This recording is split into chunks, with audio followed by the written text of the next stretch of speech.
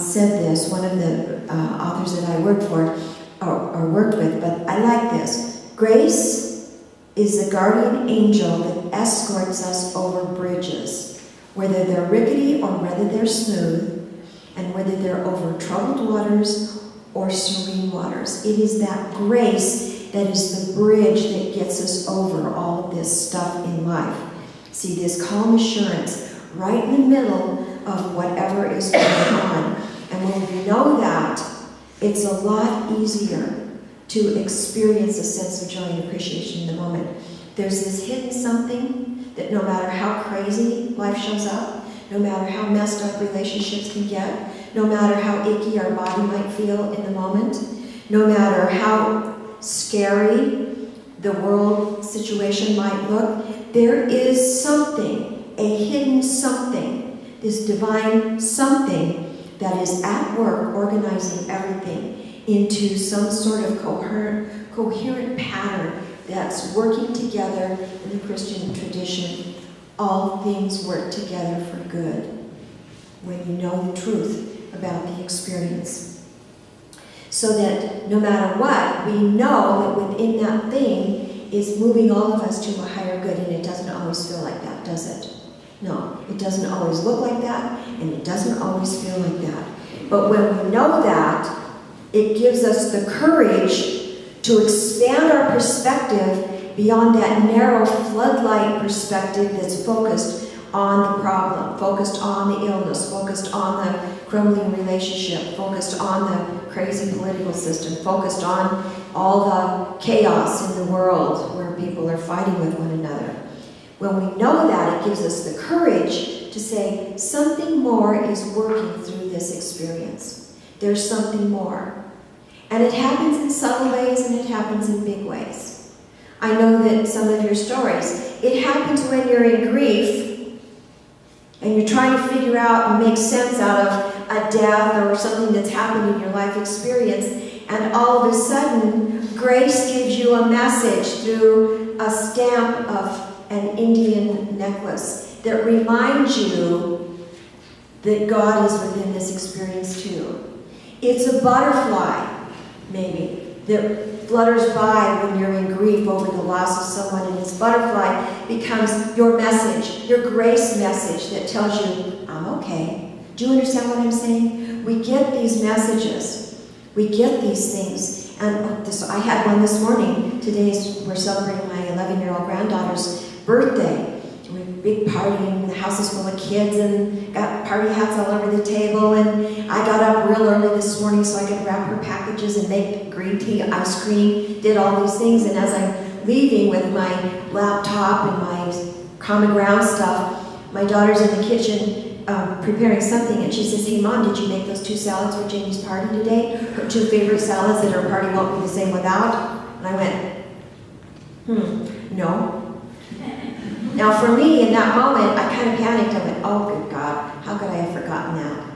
I didn't write it down, is how I forgot it. If I don't write it down, it's gone. But that was my moment of grace. Do you see how that works? She was my grace giver. She was my bridge across the turmoil. So I said, okay, well, go get the cucumbers and the tomatoes and the carrots and the oranges, and I'll have those 2 salads done by the party. Do you see what I'm saying? It's like something supports our journey. Something supports us along the way. And when we recognize it, it's a thank you, God. Thank you, God, for that. Thank you for that message. Do you see how this works? It's always working. It's always working. Grace is never not there. And by the way, you don't have to earn any grace. Some traditions teach you got to earn grace. You got to do certain things or believe certain things or whatever. I got news for you. Grace is an unbidden experience. You don't have to ask for it. Now, it's nice if you could be open for it. Open myself to grace, yes. But you don't have to ask for grace, because grace just is. It's there for everybody in the same quantity. We just need to recognize it. And by the way, grace doesn't always look sweet. Anybody familiar with the work of Ram Dass? Fierce grace. Fierce grace. You know how fierce grace showed up in his life? He had a stroke, nearly died. Fierce grace. But through that experience, more connected to his path than he did before the stroke. He called it fierce grace. I know of a situation where a young man had an absolutely horrible accident, motorcycle accident, ran into a tree, nearly died, very orthopedically challenged and brain damaged. Prior to that, had been a vivacious young man, really living at the limits of vivacious life, sometimes not all that healthy.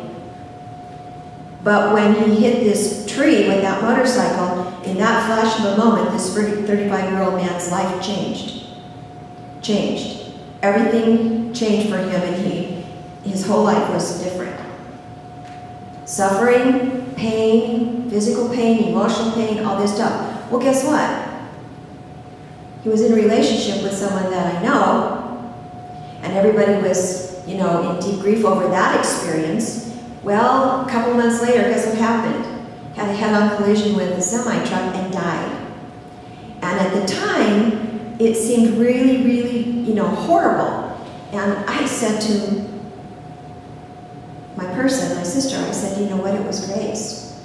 This young man's life the way he lived his life would have been absolutely continued suffering for the next 35 to 45 years as a brain-damaged, once vibrant, athletic, baseball player, young man.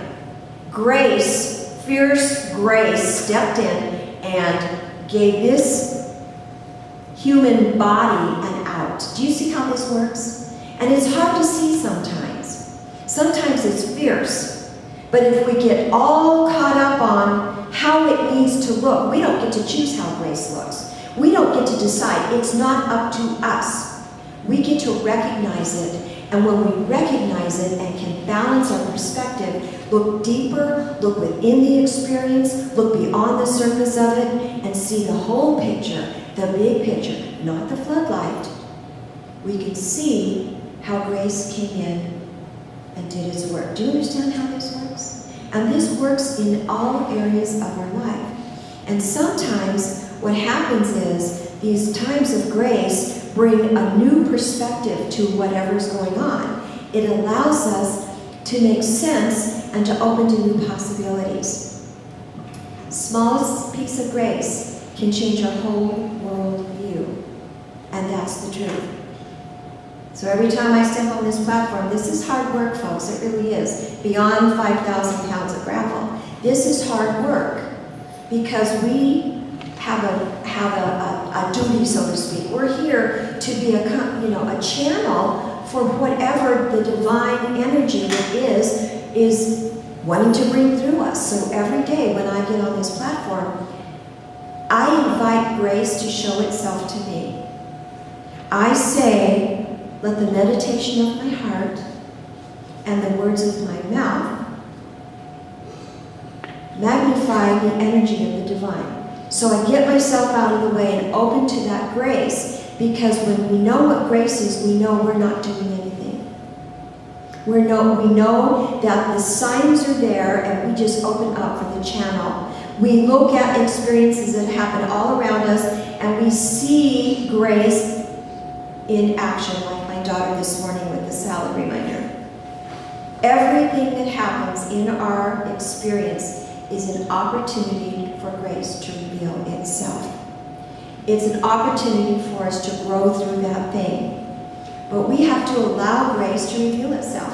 We have to be open. We can't be stuck in wanting to control an experience. We have to be humble enough to realize that the divine, this grace that is the divine, is good. We can't predict how it's going to show up or when, but we can know that it's in activity all the time. It's always there, whether we know it or not.